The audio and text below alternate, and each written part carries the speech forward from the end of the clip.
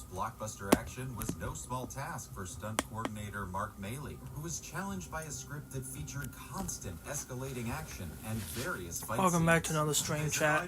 We're going to be doing a live reaction to the horror awards that Dead Meat is doing for the best horror movies of 2024, and a bunch of other awards. So we're going to be live reaction to it, and we're also going to stream it as well. This will probably be taken down, but hey, we'll see. We'll see. But yeah, this is one of the things I look forward to every year watching, because it's really cool seeing all the movies and stuff that have been made. Lot of action. The cast, most of whom had limited stunt experience, spent months rehearsing and being trained in fighting, parkour, and wire work. Stunt coordinator Christopher Brewster guided them through the blood-soaked kills, gravity-defying action, and fire stunts. It is like every element of the stunt world all comprised into this movie, and it's really exciting when you get actors that want to put that effort in. A memorable scene in an apartment complex saw Nicholas Hoult use severed arm prosthetics as weapons, as well as use a wire harness to jump 3 stories in the middle of a bloody kill. Scream 6. Directors Matt Bettinelli-Olton and Tyler Gillette set out to make Scream 6 a grittier, more action-focused movie, reflecting the franchise's shift to the urban setting of New York City. Stunt coordinator Alexandre Cadeau oversaw the film's brutal fight scenes and suspenseful chase sequences, which saw the characters chased around in bodegas, fancy apartments, and derelict theaters. We keep joking that this is a secret action movie.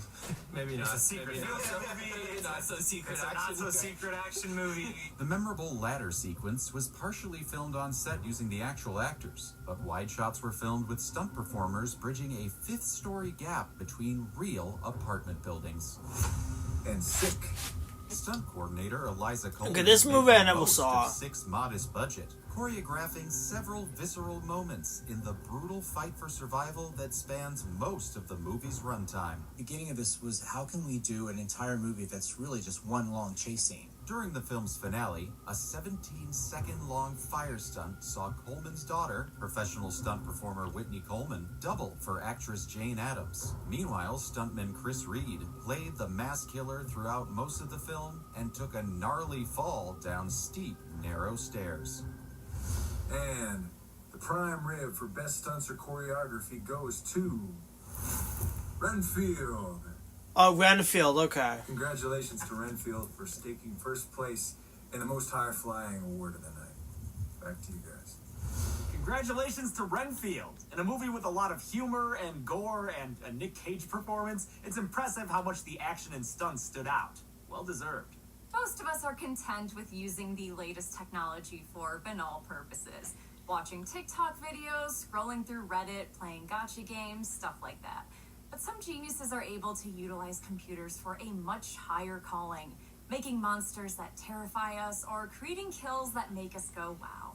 As much as we love a good squib or prosthetic, digital effects are a necessary part of modern filmmaking and an art form unto themselves. To present the award for Best Digital Effects, we have an actress who was the leading part in one of the biggest horror franchises of all time. She's been acting since she was a kid, and she also runs a podcast and performed in the Texas Chainsaw video game. It's Scott Taylor Compton. Thank you, James and Chelsea. Although to some horror fans, digital is a dirty word. Be dishonest not to recognize the ways computer artistry can make the unbelievable. Hold on, chat. Before we continue watching this, I actually really want Five Nights at Freddy's to win one of these awards. I really want Five Nights at Freddy's, chat, to win Best Horror Movie of 2024. Because I feel like it deserves it. The nominees for Best Digital Effects are Godzilla -1. Oh, Godzilla's gotta get it. Miyazaki pulled triple duty as writer, director, and visual effects supervisor for Godzilla -1. Oh, Godzilla -1 has gotta win this. They have to win this, dude. This allowed Yamazaki Godzilla to -1 consider the has to win VFX this. requirements while writing the script and have more frequent VFX checks in post, since he was already there in person giving notes as director. Of course, there were still challenges for the team of 35 effects artists, especially when it came to the water, which took up 500 terabytes of data and required so much processing that production kept nearly running out of hardware. it was this cat and mouse chase of, locking down VFX, but we needed more machines, more power, more everything. In the end, the team was able to create the effects for Godzilla in only 8 months, with few late nights and no weekend work, according to the director. The Last Voyage of the Demeter. For this Oh, that's a good series movie, and the chat. Classic Dracula tale. Director I don't know if you guys seen that movie, but I recommend you guys go watch it. It is such a good movie. It is such a good movie. It's really a good movie. Practical makeup on actor Javier Botet and create the leathery bat wings that allowed his Dracula to take flight. The German effects company Rise created the port city of Varna by extending buildings and adding hundreds of digital extras. They also created the stormy seas, transforming a water tank in Malta into the unforgiving waters that wreak havoc nearly as much as the stowaway vampire. Though production used a practical ship set, they also had to digitally render the Demeter when it was at sea. Most of the shots where the ship is out in open water are 100% digitally created. There's even little digital people walking around on the deck. The film features 3 characters catching fire, none of which was done practically. All the fire scene was created with visual effects. Megan. The producer James Wan is an avid I don't know if fan of Megan's gonna practical win effects. this. There were times when Megan was an felt okay like movie. needed I don't know if I digital really. art to come to I life. don't Like know. when I don't know if she Megan's flipped gonna her win metal this. core in the film's finale. Finn Design and Effects provided the work and helped make the scenes with Megan, played by Amy Donald, match the ones where they used an animatronic. She never wore an animatronic mask. Her face was digitally replaced with a digital version of the puppet's face. For the film's climactic fight between robots, Finn created full CG doubles of both Megan and Bruce, allowing the digital bots to go all out without damaging the practical puppets. Meg 2, The Trench. Meg 2's collection of creatures is as massive in number as it is scale, featuring not only 3 different megalodons, but a T-Rex, a giant octopus, and a swarm of prehistoric predators known as snappers, who were played on set by stand-ins dressed in chroma blue suits. Director Ben Wheatley got ahead of the work by storyboarding for 2.5 years and making an animated pre-visualization. This helped the returning Scanline VFX and DNEG, who not only designed the monsters, but also animated them to move convincingly in water and on dry land. That was a really good kind of challenge for me as a supervisor to try to attain good action sequences, but maintain scale. No One Will Save You. It's not easy Okay, to this make one I an never saw extraterrestrial either. home invasion film on a budget of just $22 I don't think I saw million. Meg 2 either. So I writer definitely didn't see director Meg Brian 2. Duffield carefully I planned definitely out didn't how see much Meg 2 The aliens would be Trench. seen. We definitely were the kind of movie that we knew every The shot. movie, that the had movies the chat I saw because the they last cost money. last This is made voyage all of the more the challenging by the or whatever importance that movie's placed on the called aliens' with Dracula. physicality. And I saw Megan. I didn't see Godzilla minus one, and I didn't see this one either. I really want Godzilla minus one to win this, because I think they deserve to win this. I really want Godzilla to win this award. I really do. Everything from the large movements down to the small details. They win this, I'm gonna be so happy. They have to win, dude. They have to. They used They have to to. inspire their animators and developed unique characteristics They have to for win. each alien, making them feel like individuals from another species rather than interchangeable extraterrestrials. The Pope's Exorcist. The Pope's Exorcist uses VFX to bring its demonic visions to life, for everything from burning eyes to dropping jaws. Multiple VFX companies contributed their talents. I don't think I including saw this one Cutting either. Edge, Frame by Frame, and Metafix. Alt VFX provided a swarm of birds and an exploding lady. Slate VFX worked with facial extensions and digital blood, and Why Worry Productions helped augment facial distortions. As a producer, I always kind of responded to high concepts and big characters. This has both in spades. The film's climactic exorcism contains a host of otherworldly visuals, including an explosive, bloody end to the demon Asmodeus. And the prime rib for best digital effects goes to Godzilla! Yes! Excellent. Yes! Congratulations to the crew. Oh, I wanted Godzilla to win that so bad. Scarier than ever. Congratulations to the team behind Godzilla's digital effects. We had the pleasure of seeing that movie in theaters, and it absolutely floored me how good the King of Monsters looked. Since the days of Lon Chaney and Jack Pierce, special effects makeup has been integral to horror movies. As the decades went on, practical effects continued to evolve, using puppetry and prosthetics, and nowadays it is mind-blowing how many things you can accomplish with real-life effects. including, in some cases, blowing up mines. Whether it's depicting inventive new kills or bringing animatronics and killer robots to life, practical effects remain my favorite thing to see in horror. To present the award for Best Practical Effects, we have a modern makeup magician. She's worked on huge budget films like Jurassic World Fallen Kingdom and The Predator, as well as high quality fan films like Dylan's New Nightmare and Never Hike in the Snow. She also won season 9 of Face Off, makeup artist Nora Hewitt. Hey, thanks, James and Chelsea. In an industry that always wants things cheaper and faster, I'm glad to know that practical effects is always going to find its home in the horror genre. Whether it's a full-fledged monster or just good old-fashioned blood and guts, analog effects are a magic trick that wows the audience. This year's That's also a warning chat for you guys too watching this. Creatures, and killer robots.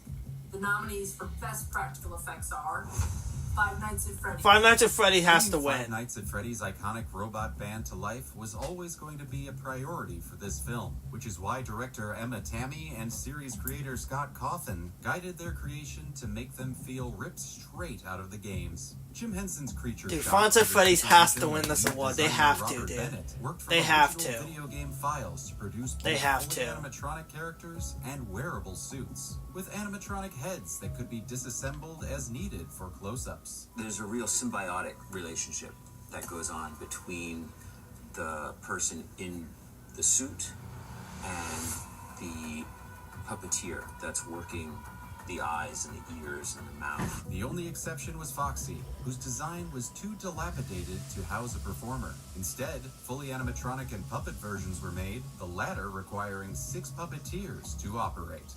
The Last Voyage of the Demeter. Director Andre Uverdahl wanted Five Nights to at give Freddy's the has most to win famous this, dude. vampire They in have to history win. a They have makeover. to. I wanted our Dracula to feel different, more animalistic, more feral, like an addict.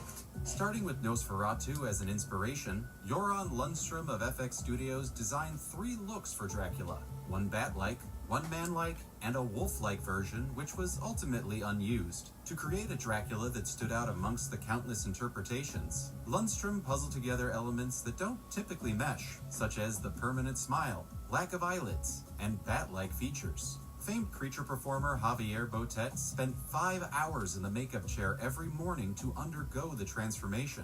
The crew's work earned the film a place on the shortlist for the Academy Awards for Best Makeup and Hairstyling, though they didn't ultimately earn a nomination. We're happy to fix that oversight today.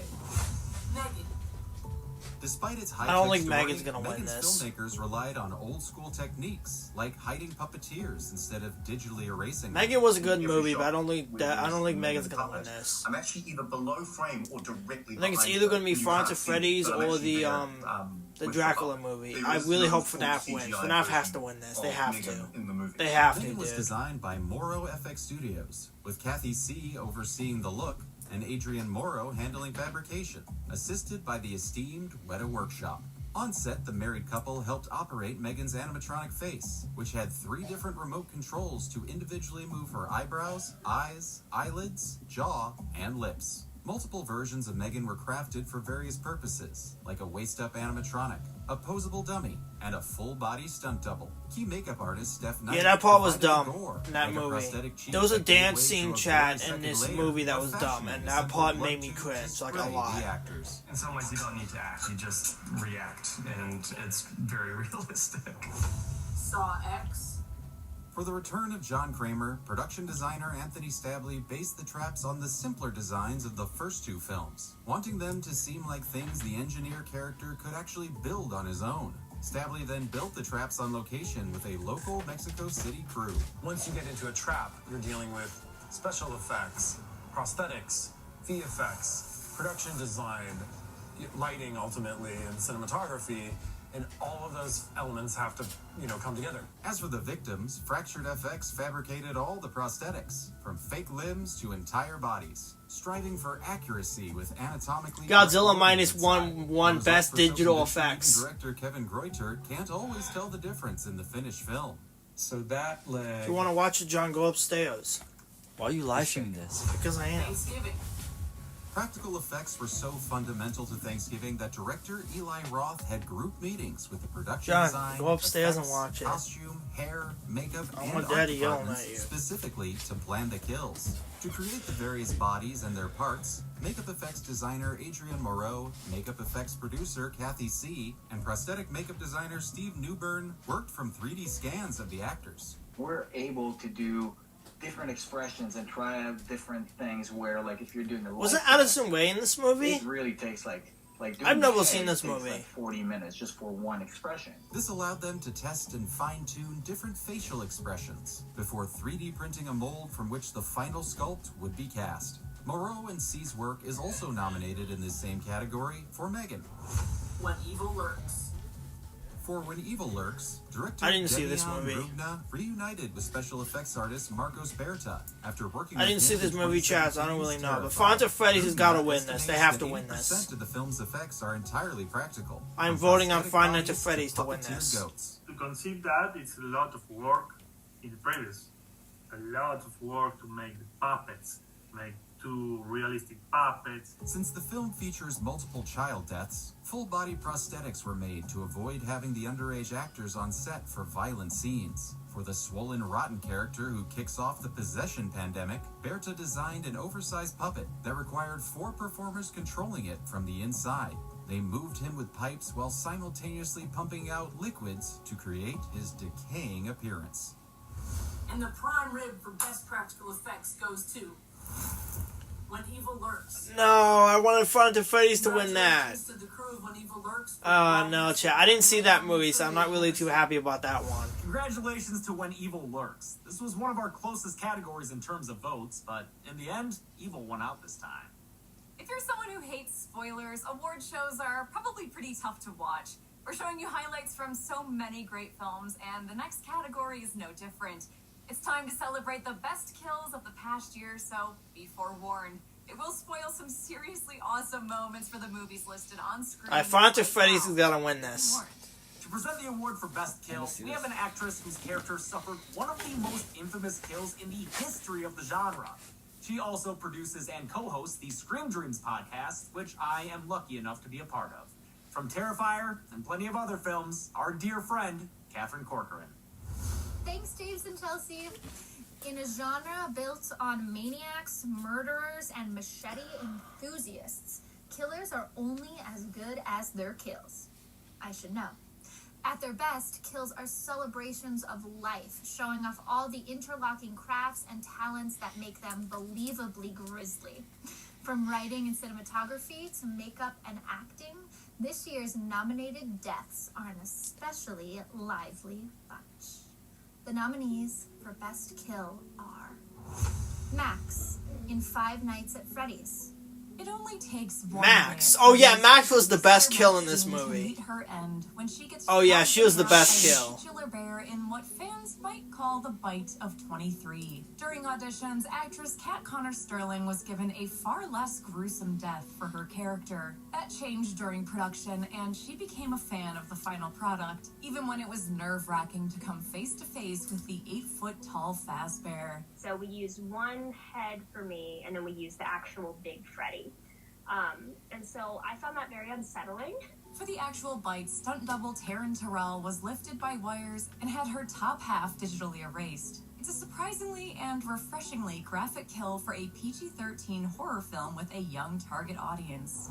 Trish in Kids vs. Aliens. I didn't see this Kids movie, vs. Chad, so I Aliens don't has really a know plot about that's this one. spelled out in its title, and coming from director Jason Eisner, who created Treevenge and Hobo with a Shotgun, you know that some kids and or aliens will be meeting some messy ends. The aliens in this film have run out of gas and need human flesh to fuel their ride home. Enter the Slime Throne. Co-writer John Davies based the design on director Jason Eisner's love of 80s action figure playsets. Jason came over when we were designing it. He brought his own slime pit over, which we really pulled a lot of reference from. The team had only 2 days to film on the Slime Throne set, so when it came to Trish's death, time was of the essence for both actress Emma Vickers and her stunt double Lily Michaud. It took 6 hours to apply a skull prosthetic to Michaud, which was designed by sculptor Anthony Viu and painted by key makeup artist Kyla Nicole. The face piece left her unable to see for the duration of the shoot. We okay? I'm good. Valentina in Saw X. John Kramer's return to playing games. I don't know, Chad. It's probably going to be between Friends at Freddy's and Saw X. I feel like Saw... I don't know. I didn't see Saw X, but I saw the very first Saw movie and it had very good kills in it, so...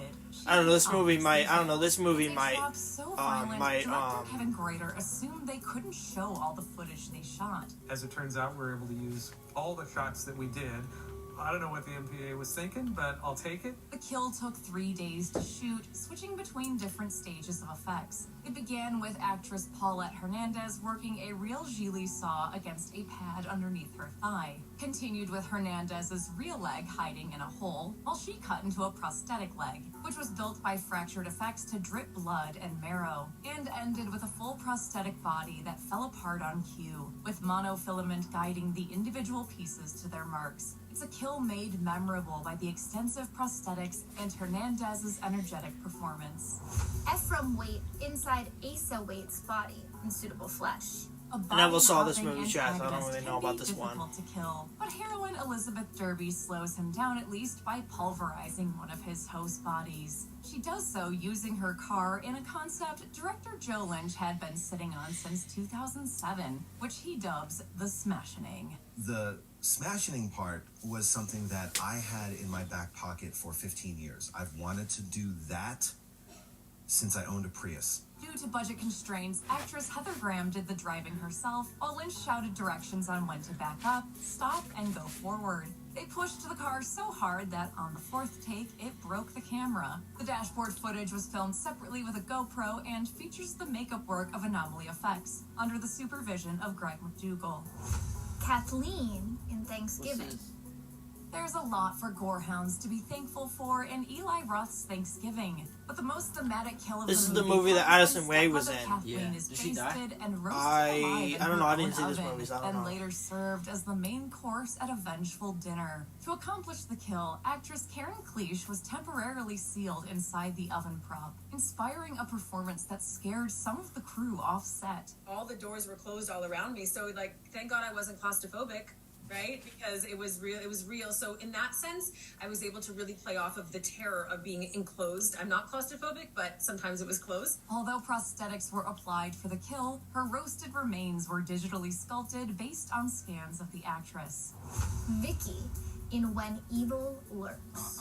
When Evil Lurks I didn't has see this many one either. gruesome moments, but the most shocking is when director Damian Rugna breaks a horror taboo with a possessed dog attacking and killing an unsuspecting young girl. Child actress Lucretia Neron Telezak was kept safe by combining practical effects from Marcos Berta and digital stitching by visual effects artist Andres Borghi. It's photorealistic, so it has to look like I did nothing there. Dang. But everything is actually digitally. Rose is petting the puppy. Rugna insisted on using a The dog puppy literally kills the girl. to avoid more That's crazy. stereotypically violent dog breeds. But even with training by Fabian Gabelli, he discovered on set that the dog actor was almost too lazy to work with. And the prime rib for best kill goes to Come on. Vicky in When No. Evil Lurks. Congratulations to the crew of When Evil Lurks for such a shocking kill. It still makes you scream even when you see it coming.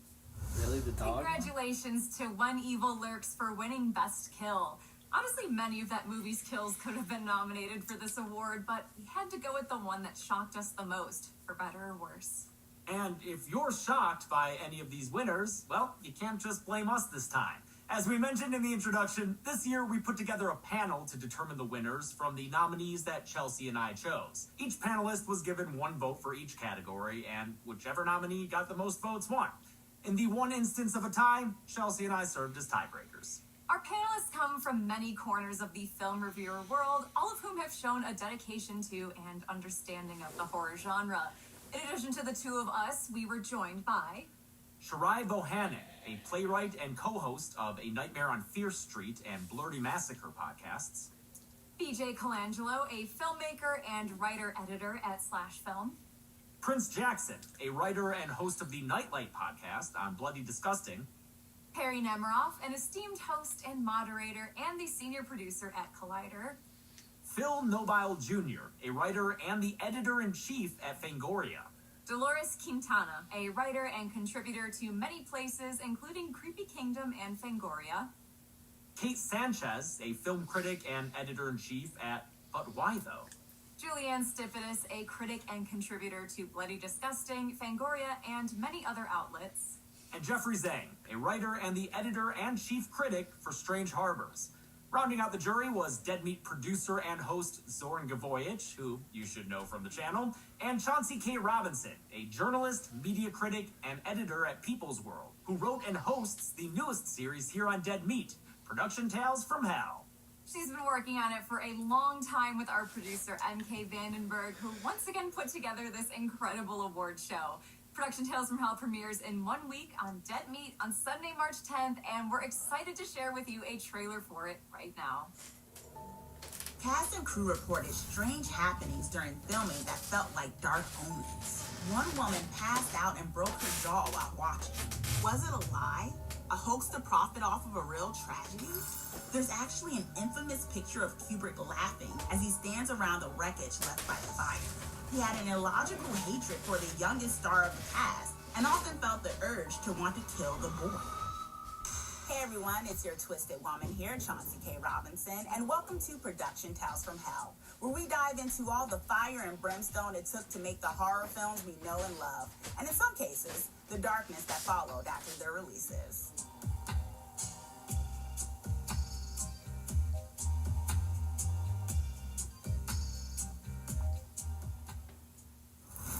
Be sure to tune in for Production Tales from Hell to hear Chauncey tell you all sorts of messed up stories about your favorite horror films.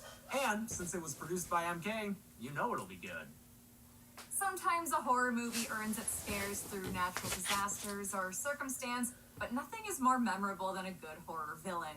Whether it's one with an interesting motive or one who's just utterly terrifying, This one has to villains come win. in It's many one got the different best forms. villain. This year's nominees include a kid, a couple of killers, a demon, an entity, and a paranoid android.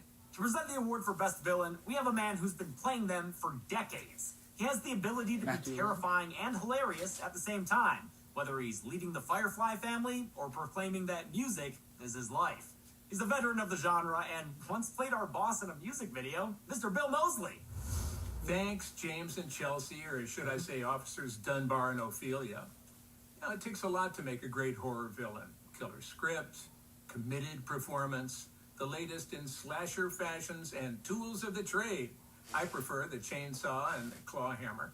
When all those ingredients come together, a great villain can take a life of their own, even if they don't have one to begin with, like some of our nominees. The nominees for Best Villain are Eden from Children of the Corn. This prequel to the original film and Stephen King's short story reveals the first spokesperson for But she was He annoying? Who Walks I Behind never the saw that Doors. movie, so I it's don't a really know. fiery 11-year-old named Eden Edwards who rebels against the town's adults, including her adopted father, the pastor. Eden was played by actual 11-year-old Kate Moyer, who got so into character that writer-director Kurt Wimmer changed the script to match her performance. He would rewrite the character the way that I played it, so it was more me than it was like written on the page. In order to find righteousness in her revenge, Moyer played Eden as an environmental activist. Deadite Ellie from Evil Dead Rise. The lead Deadite of Evil Dead Rise quickly became the film's most talked about asset, so it's no surprise that this maternal take on the damned was what won writer-director Lee Cronin the job in the first place. I knew we needed a really great big bad in the story.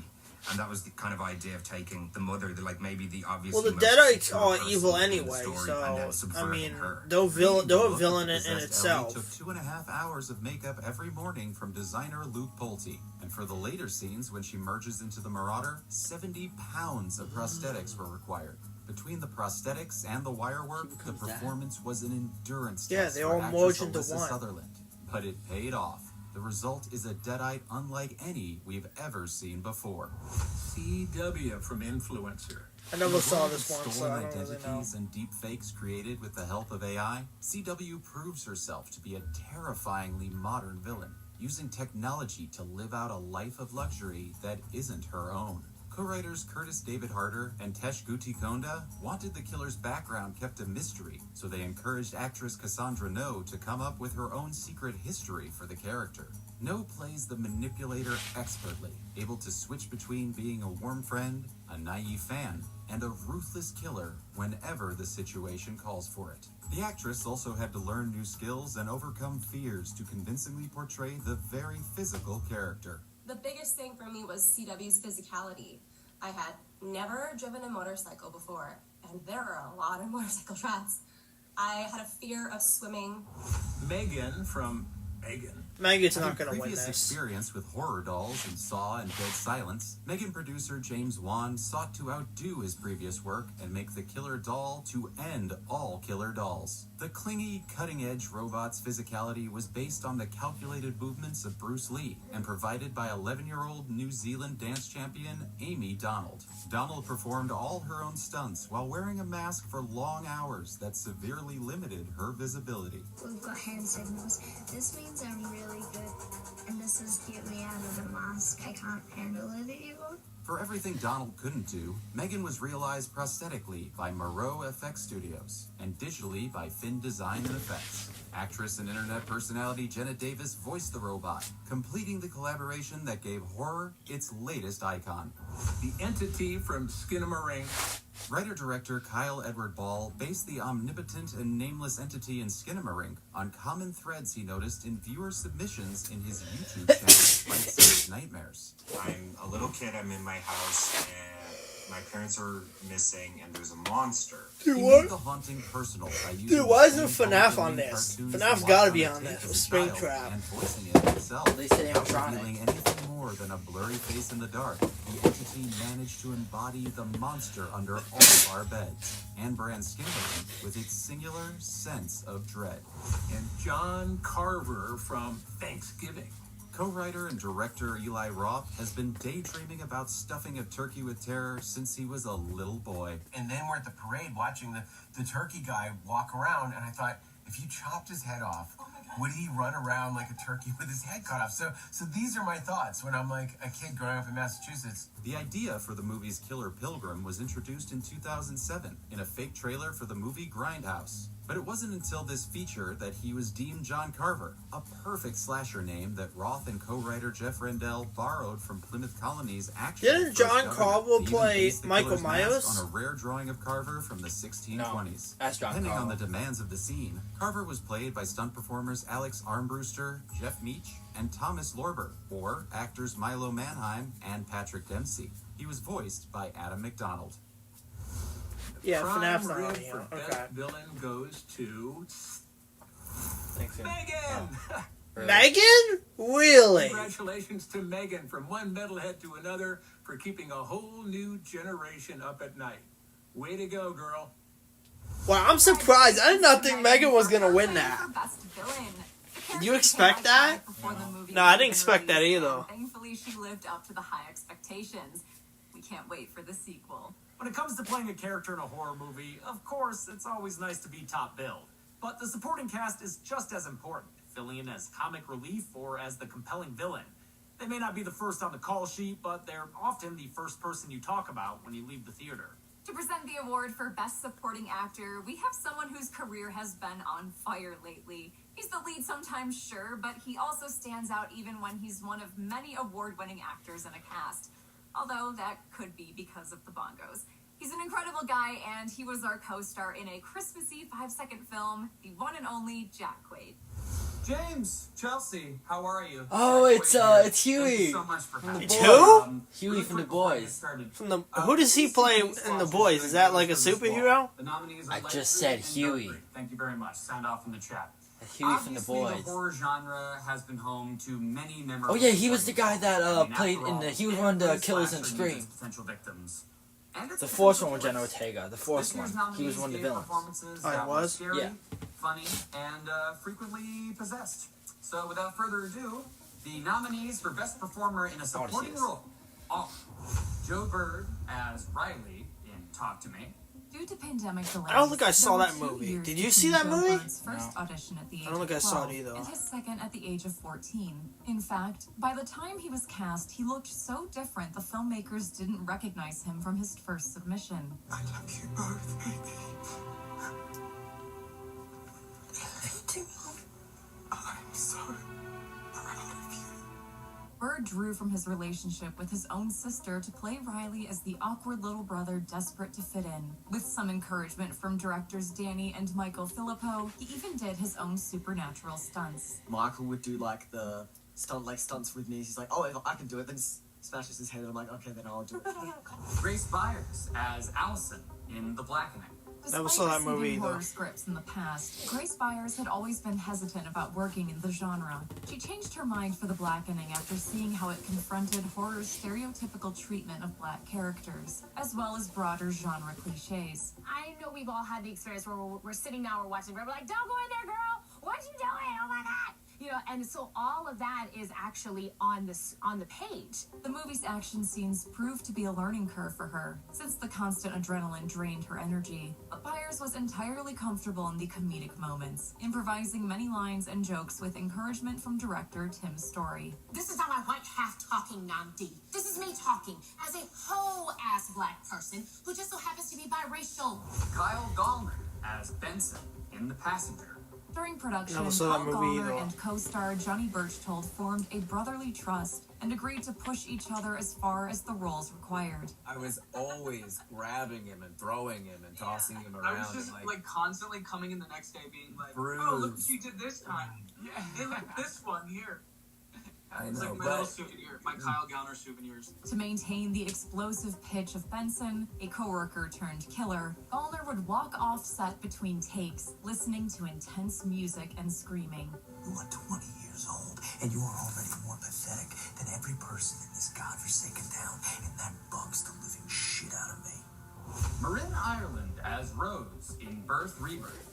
To play an overwhelmed, modern I day didn't see this movie Frankenstein either. who pursues science with an alarming emotional detachment, Marin Ireland worked with medical consultant Emily Ryan to learn the finer points of playing a doctor. Should I be writing something down, Emily? Like, I don't know what people do. Would I be typing it? Would I write? She was like, well, what you're doing, I would just be making like hash marks. And I was like, I can totally do that convincingly. Ireland found interest in playing a character who uses their own reproductive organs as a tool, and trusted her director Laura Moss and co-star Judy Reyes as they navigated controversial subject matter and an often dark tone.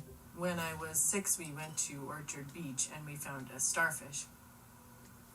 Apparently, I was very taken with it, so we brought it back home. She laid it out on butcher paper, and she told me to cut off its arm. Judah Lewis as Asa Waite in Suitable Flesh. To play Asa Never Waite saw this and one the either. various souls who hop into and out of his body, Judah Lewis developed each possession as an individual character. My mind was in your body. Well, I guess, if anybody ever tells you to go fuck yourself, you can tell them you have. He based his switching between them on American Werewolf in London at director Joe Lynch's request. But unlike that movie's transformations, Lewis required no prosthetic assistance. Watching the veins in both Heather's and Judah's necks when they would change, it was all the Cronenbergian body horror that we needed to capture on camera without even a makeup effects artist, because they were so committed to make it feel like this hurt.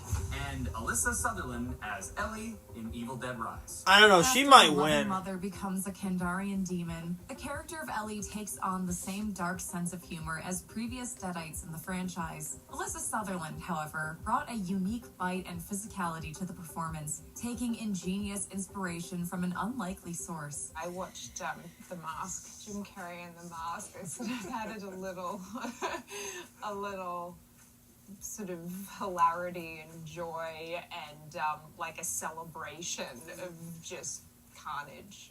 Although not a horror fan, the former model embraced the character's unnatural movements by studying interpretive dances and practicing them in her hotel room during quarantine. Open up and let us in, Cassie.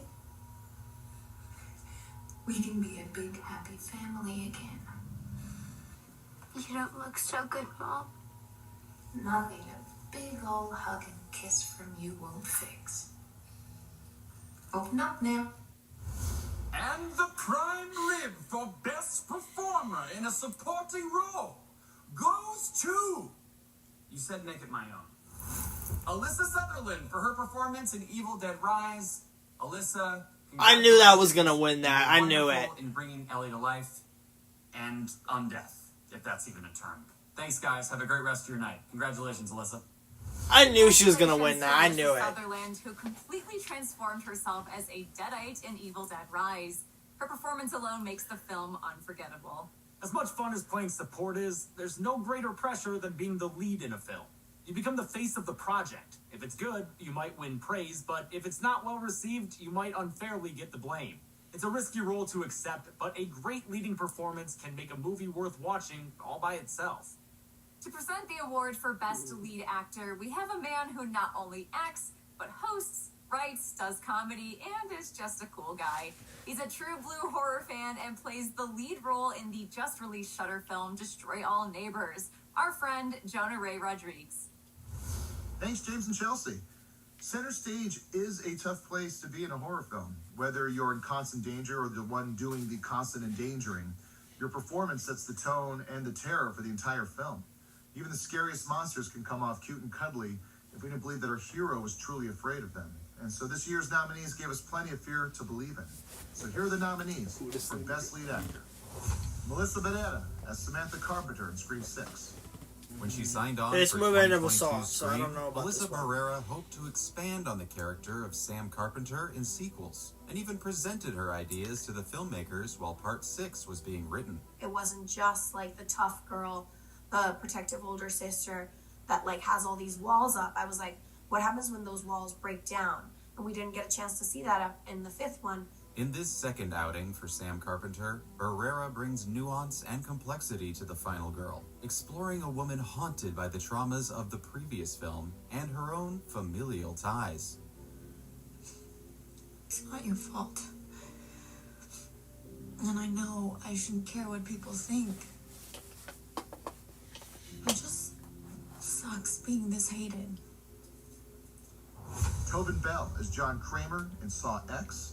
19 years and 9 films. He might since the win, I original don't Saw know. was released. I don't know, he found might win. Unexpected depths to the character that made him a horror icon. John's a magician in a certain way. Sometimes what you see is not what you get with him. Bell reasserts John Kramer as a desperate man running out of time, extracting previously unseen hope, fear, and humanity from one of the most infamous killers in the genre. With a career best performance at age 80, Bell finally shows us a Jigsaw who is more than just the self-righteous game master we've come to know. That's exactly why I like this movie. Why? It's because it portrays him as the good guy. Because these doctors are truly evil. You have to face that. But the doctors were evil and he's the good guy? Yeah, they're more evil than him. Caitlin Dever as Bryn. So then why is he killing all them then? Bryn Because is they're a character truly evil. ostracized from her small town, so she has no one to turn to when she's suddenly faced with an alien invasion. Director Brian Duffield was impressed by how well Caitlin Dever handled the role's physical demands. Because she's also not like method. Like it's like she'll be like screaming, crying, doing whatever, and then you call cut, and she's just like dancing around, and it's just such a superpower. Despite not being known for action roles, Dever fully threw herself into the film's required stunts. She was given permission to mutter words in the otherwise wordless film, but she never did, instead selling the drama by facial expression alone.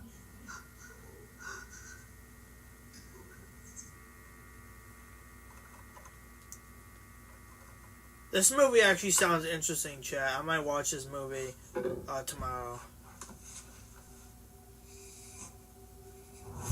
Ryunosuke Kamiki as Koichi Shikishima in Godzilla -1. When Ryunosuke Kamiki was first cast as Shikishima, he had never seen a single Godzilla film. まだまだゴジラに関しては新人なので、皆様が、ゴジラファンの皆様がですね、僕たちのことを引っ張っていって、いただけたら嬉しいなと思っております。ぜひ To get a sense of his co-star's scale, he wrote Godzilla the Ride: Giant Monsters Ultimate Battle, which was also written and directed by Minus One's Takashi Yamazaki. To explore the human side of his character and his traumatic past as a kamikaze pilot, Kamiki studied the lives of war veterans and tried to carry their survivor's guilt with him in his daily life during production. Natalia Soleon as Valeria in Huesa, the Bone Woman. I never Although saw this one, unfamiliar so I with don't the know. legend of Huseras, Natalia Soleon I think it's is either drawn to gonna the be title's Godzilla metaphorical minus reference to one chat, or it's gonna be Saw holistic X. bone setters of ancient It's gonna be Mayan between those traditions two, that I she think. compared to chiropractors. The popular thing is that you are going to be healthy if you are like in the correct place. Soleon focused on what she called the physical design of her character, developing her movement and physicality to help tell Valeria's story. ¿Qué pedo? Tócame la puerta. Sí. Abrí y no había nadie. Luego bajé para ver si había gente. Me cerraron. Me cerraron la puerta. Tranquila aquí. Mami. ¿Qué estás haciendo aquí? Mami, ¿ves a alguien aquí? Mira. Ya está, mira. Fíjate la ventana abierta.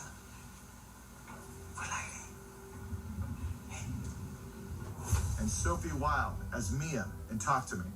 Directors Danny and Michael Filippo were so impressed by Sophie Wilde's audition that they sacrificed $1 million from the budget to cast the unknown actress as their lead. Wilde was the first cast member to act out her character's possession, and the directors gave her free rein to play it however she liked. She would give us so many different variations, to the point where she said she felt like she'd lost her mind.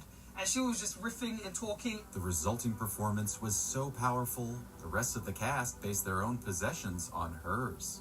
I have this recurring nightmare. I'm looking in the mirror, my reflection is gone. Like I don't exist. And the prime rib for Best Lead Actor goes to Natalia Soleon for her performance in Huersa, the Bone Woman. Congratulations to Natalia for her heartbreaking performance in the face of a bone-breaking ghost. Congratulations to Natalia Soleon for an emotional performance that made the Father forgive metaphorical any of them? literally terrifying. No, they didn't. No matter how many horror movies you watch, it never makes it easier when you lose Is someone in Thanksgiving real one life. any? And that was made clear to me this past year. In addition to my personal loss, we sadly said goodbye to many people who contributed their talents to the genre. From actors to filmmakers to poster designers, each of them spent at least some of their time on this earth contributing to the movies we love. They will forever be a part of us in that way, and they will forever be missed. Here's our in memoriam for those we lost over the past year. Oh, this is about to be sad.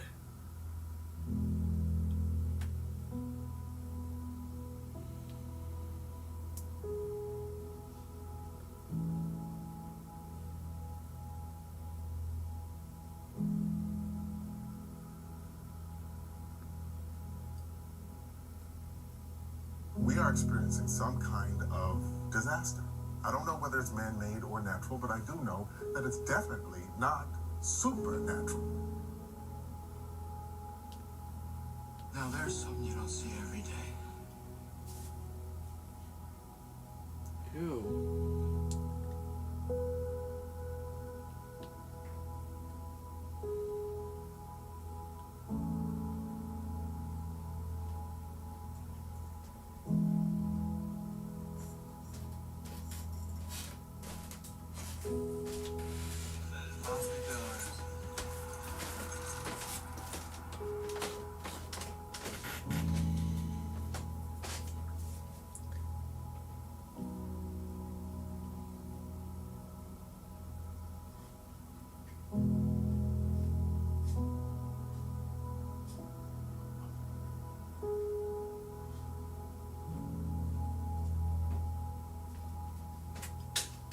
We're immortal, Buffy. You can do anything.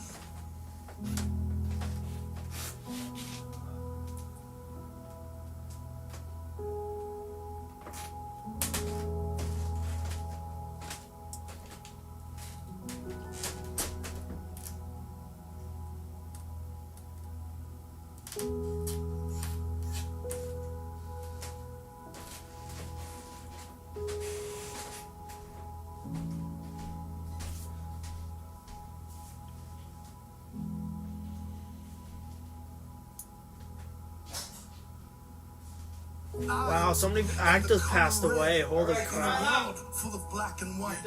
I, Bray Wyatt, am forever